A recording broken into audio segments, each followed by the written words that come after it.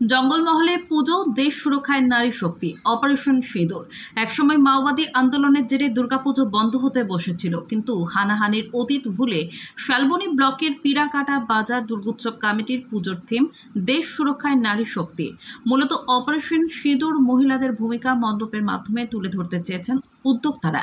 এবারের তাদের মণ্ডপ ভার্চুয়াল মাধ্যমে উদ্বোধন করেছেন মুখ্যমন্ত্রী মমতা বন্দ্যোপাধ্যায়। পুজো কমিটির উদ্যোক্তারা জানাচ্ছেন, কাশ্মীরের পেহেলগাঁওয়ে পর্যটকদের উপর আক্রমণের পর সেনাবাহিনী প্রতিশোধ নিয়েছে, যা গর্বিত করেছে গোটা দেশবাসীকে। এই অপারেশন সেনাবাহিনীর মহিলা জওয়ানরা গুরুত্বপূর্ণ ভূমিকা পালন করেছে, যা থিমের মাধ্যমে তুলে ধরার চেষ্টা হয়েছে। জানা গিয়েছে, এবারের বিশ্ব বাংলা শারদ সম্মান প্রতিযোগিতায় সেরা প্রতিমার শিরোপা জিতেছে এই পুজো কমিটি। স্থানীয় সূত্রে জানা গিয়েছে, 2018 সাল থেকে শালবনী ব্লকের মাও আতুরঘর পিড়াকাটাতে দুর্গাপুজোর সংখ্যাও 1 থেকে বেড়ে হয়েছে 2।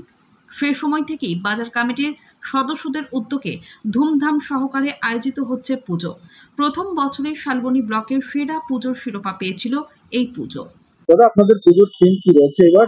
কি ভাবনা থেকে এই থিম আছে? আমাদের পুজোর থিম রয়েছে, ভাবনা হচ্ছে নারী শক্তিকে আমরা বড় করে দেখিয়েছি। দেশ রক্ষায় ভারতীয় নারী শক্তির ভূমিকাটা আমরা দেখেছি।